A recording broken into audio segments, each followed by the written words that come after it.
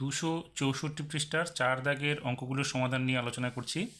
1 নম্বরে বলেছে যদি 292 টাকার একদিনের সুদ 5 পয়সা হয় তবে শতকরা বার্ষিক সরল সুদের হার কত। আমরা যদি সরল সুদের হার 8% ধরি তাহলে লিখতে পারি 292 ইন্টু একদিনকে কনভার্ট করব 1/365 অর্থাৎ বছরে কনভার্ট করব ইন্টু r/100 ইকুয়াস টু 5/100।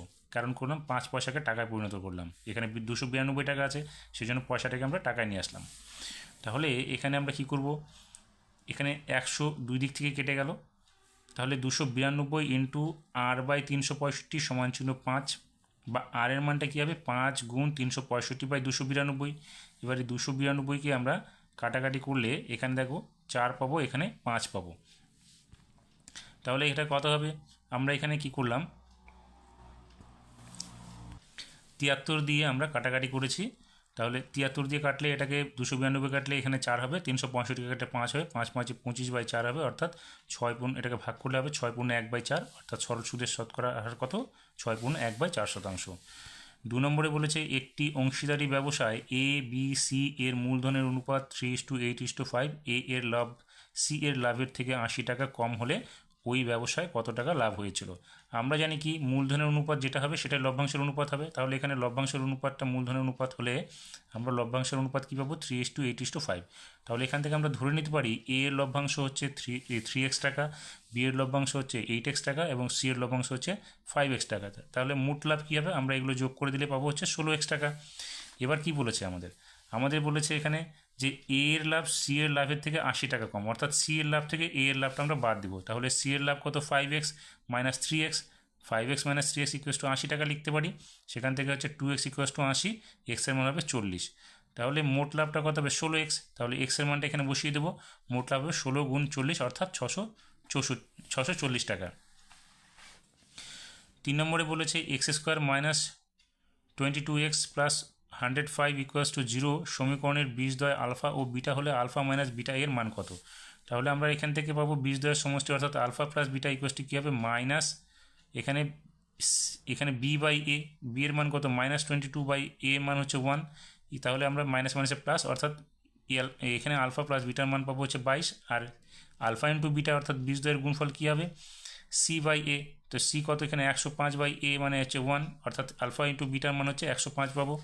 এবার আমরা কী করলাম আরেকবার alpha plus beta equals two যে 22 আছে সেটাকে আমরা দুই দিকে বর্গ করে দেবো। এবার a plus B whole square আকারে যদি হয় তাহলে a প্লাস বি হোল স্কোয়ারের সূত্র কি a minus b whole square plus 4ab, সেই জন্য আমরা লিখবো alpha minus beta whole square plus 4 alpha beta equals to 22-এর স্কোয়ার করলে 484 হবে। এবার আমরা মানটা বসিয়ে দেবো যেখানে আলফা ইন্টু বিটার মানটা, তাহলে এখানে থেকে গেল alpha minus beta whole square equals এই alpha minus beta whole square plus এখানে 4 ইন্টু 105 হয়ে যাবে, এই যে মানটা বসিয়ে দিলাম ইকুয়াস টু 484। তাহলে alpha minus beta whole square equals to কী হবে 484 মাইনাস এই 4 দিয়ে 105কে গুণ করলে 420 হবে, বিয়োগ করে আমরা পাবো 64, যেখানে হচ্ছে আলফা মাইনাস বিটার মান হবে প্লাস মাইনাস 8। 4 নম্বরে বলেছে 1/√2 plus 1 plus 1/√3 plus √2 plus 1/2 plus √3 এর সরলতম মান। দেখো আমরা কী করলাম প্রত্যেকটা থেকে যদি করণ নির্ণয় করি তাহলে এখানে কি পাবো, আমরা উপর নিচে কি করতাম √2 - 1 √2 - 1 দিয়ে গুণ করতাম, তাহলে আমরা এখানে পেয়ে যাবো হচ্ছে √2 - 1। নিচে দেখবে আমরা এখানে একটা আমি করে দেখিয়েছি, দেখো √2 - 1 √2 - 1 দিয়ে গুণ করলে উপরে √2 - 1 থাকবে, নিচে দেখো a plus B into a minus B অর্থাৎ a² - b² আকার থাকবে। তাহলে এখানে √2টা স্কোয়ার করলে শুধু 2 হবে, আর এখানে 1কে স্কোয়ার করলে 1 হবে, অর্থাৎ 2 থেকে 1 বাদ দিলে 1 থাকবে নিচে, সেই জন্য আমরা এটাই পাবো কি √2 - 1। তাহলে এটার ক্ষেত্রে যদি এটা হয় তাহলে এটার ক্ষেত্রে কী পাবো √3 - √2, এটার ক্ষেত্রে পাবো 2 - √3। এবার আমরা দেখো √2 এটা প্লাস মাইনাসে কেটে যাবে, √3 প্লাস মাইনাসে কেটে যাবে, এখানে -1 আর এখানে +2 যোগ বিয়োগ করলে 1 হবে। তাহলে আমরা এর সরলতম মান কী পেলাম 1। 5 নম্বরে বলেছে একটি বৃত্তের ব্যাস এ ও বি, সি বৃত্তের উপর একটি বিন্দু, কোণ ও বি সি 60 ডিগ্রি হলে কোণ ও সি এর মান কত হবে। দেখো ও কেন্দ্রবৃত্তের এ বিটা যদি ব্যাস হয় তাহলে এটা কত 180 ডিগ্রি সরল কোণ, আর এ সি বি কত হবে 90 ডিগ্রি হবে। এক্ষেত্রে আবার কি বলেছে ও বি সি এটা হচ্ছে 60 ডিগ্রি, তাহলে এটাও আমাদের 60 ডিগ্রি হবে। কারণ কি, এখানে OB আর OC একই ত্রিভুজের, এখানে একই বৃত্তের ব্যাসার্ধ এবং এটা হচ্ছে ত্রিভুজ, সমদ্বিবাহু ত্রিভুজ হয়ে যাচ্ছে। সেক্ষেত্রে এই দুটো কোণ সমান হলে এটা 60 ডিগ্রি হলে এটাও 60 ডিগ্রি হবে। আর আমরা কি জানি যে এখানে যেটা পরিধিস্থ কোণ সেটা 90 ডিগ্রি হয়, তাহলে 90 ডিগ্রি থেকে 60 ডিগ্রি বাদ দিলে আমরা ACO মান পেয়ে যাবো 30 ডিগ্রি। তাহলে আমরা এখানে বের করবো OCA 30 ডিগ্রি। 6 নম্বরে বলেছে 10 সেমি দৈর্ঘ্যের ব্যাসার্ধের দুটি সমান বৃত্ত পরস্পরকে ছেদ করে এবং তাদের সাধারণ জ্যা এর দৈর্ঘ্য 12 সেমি হলে বৃত্তটির কেন্দ্রদ্বয়ের মধ্যে দূরত্ব কত। তাহলে দেখো এখানে দুটো বৃত্ত যাদের ব্যাসার্ধ হচ্ছে 10 সেমি করে, এরা কি করছে, পরস্পরকে ছেদ করেছে, কি অন্তভাবে স্পর্শ করেছে। এখানে সাধারণ জ্যা হচ্ছে CD, যার দৈর্ঘ্য এখানে আমাদের 12 সেমি বলা আছে। তাহলে আমরা কি জানি, বৃত্তের কেন্দ্রদ্বয়কে সাধারণ যে সমদ্বিখণ্ডিতভাবে এবং লম্বভাবে ছেদ করে। তাহলে CO দেখা গেল O বিন্দুতে ছেদ করেছে CD বাহুটা AB কেন্দ্রকে, তাহলে এই দুটো বৃত্তের কেন্দ্রকে সরলরেখা যোগ করলে AB হবে। তাহলে ABকে যদি CD O বিন্দুতে ছেদ করে তাহলে আমরা OC পাবো 6, আর এখানে AC তো আমাদের 10 পাবো। এখন এটা যদি লম্বভাবে ছেদ করে তাহলে এটা হচ্ছে সমকোণী ত্রিভুজ হয়ে যাবে, সেটা হচ্ছে OACটা।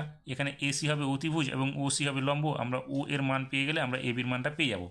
তাহলে ও এটা কী হবে, ও এটা হবে √AC² - OC²। সেক্ষেত্রে আমরা এখানে মানটা বসাবো, মানটা বসিয়ে তার ও এর মান পাবো হচ্ছে 8। তাহলে এটা ডবল হবে যেহেতু সমদ্বিখণ্ডিতভাবে করে, সেই জন্যে ABর মানটা আমরা কী পাবো, 8 × 2 অর্থাৎ 16 সেমি। 7 নম্বরে বলেছে সমকোণী ত্রিভুজের ABC এর কোণ ABC 90 ডিগ্রি এবং BD লম্ব AC যদি BD 8 সেমি হয়, AD 4 সেমি হয়, তাহলে CDর দৈর্ঘ্য কত হবে।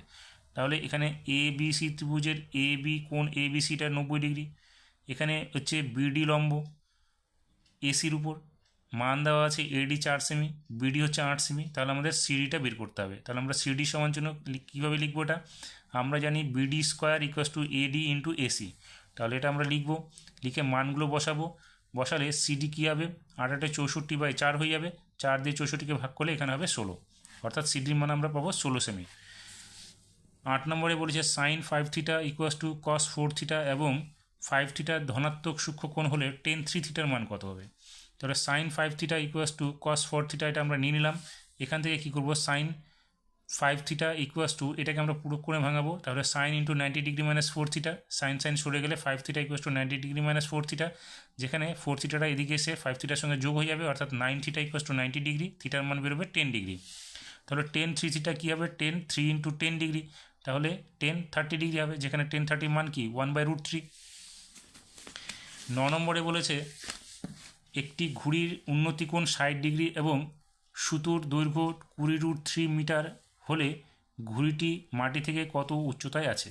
তাহলে এখানে ধরে নিচ্ছি আমরা B কেন্দ্র থেকে A বিন্দুতে ঘুড়িটি উচ্চতায় আছে এবং BC হচ্ছে আমাদের ভূমি, যেখানে AC হচ্ছে সুতোর দৈর্ঘ্য এবং এখানে ঘুড়ির উন্নতি কোণ হচ্ছে 60 ডিগ্রি। তাহলে এটা একটা সমকোণী ত্রিভুজ হলো, আমাদের কী বের করতে হবে, উচ্চতাটা বের করতে হবে, অর্থাৎ ABটার মান বের করতে হবে।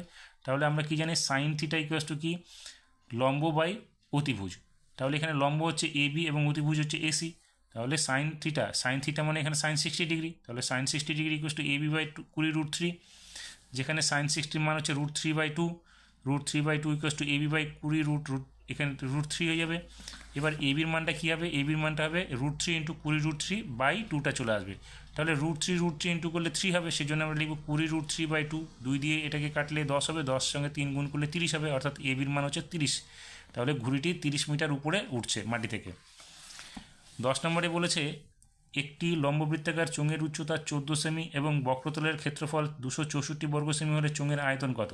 তাহলে উচ্চতা অর্থাৎ H = কত, 14 সেমি, এবং বক্রতলের ক্ষেত্রফলের সূত্র কি, 2πr/h = আমরা 264 লিখবো, সেখান থেকে H এর মানটা বসিয়ে আমরা R এর মানটা বের করবো। তাহলে 2 × 22/7 × R × 14 = 264, 7 দিয়ে 14কে কাটলে এখানে 2 হবে, 2 × 4, 4-এর সঙ্গে 22 গুণ করলে 88, অর্থাৎ R = কী হবে, 264/88।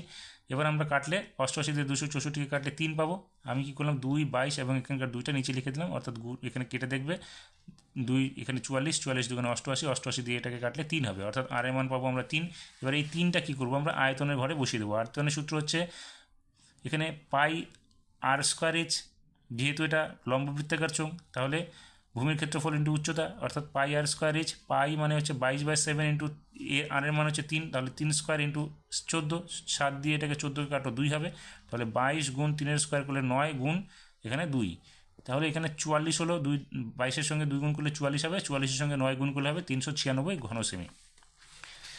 11 নম্বরে বলেছে একটি লম্ববৃত্তাকার শঙ্কুর পার্শ্বতলের ক্ষেত্রফল ভূমির ক্ষেত্রফলের √5 গুণ শঙ্কুটির উচ্চতা ও ব্যাসার্ধের দৈর্ঘ্যের অনুপাত কত। তাহলে এই পার্শ্বতলের ক্ষেত্রফলের সূত্র আমরা কি জানি, এখানে দেখো এটা যদি শঙ্কু হয় তাহলে এইটা হচ্ছে উচ্চতা, এটা হচ্ছে ব্যাসার্ধ আর, এটা হচ্ছে তির্যক উচ্চতা এল, তাহলে এলটা কী হবে √h² + r², যেহেতু এটা একটা সমকোণী ত্রিভুজ আকারে আছে। তাহলে এল এর মান আমরা কী পেলাম, এল √h² + h² আর h² + r²। তাহলে আমরা এখানে পার্শ্বতলের ক্ষেত্রফলের সঙ্গে ভূমির ক্ষেত্রফলের √5 গুণ আমরা লিখব πrl = πr² × √5। এবার πr² বোথ সাইড থেকে সরে গেলে এল কী হবে r × √5।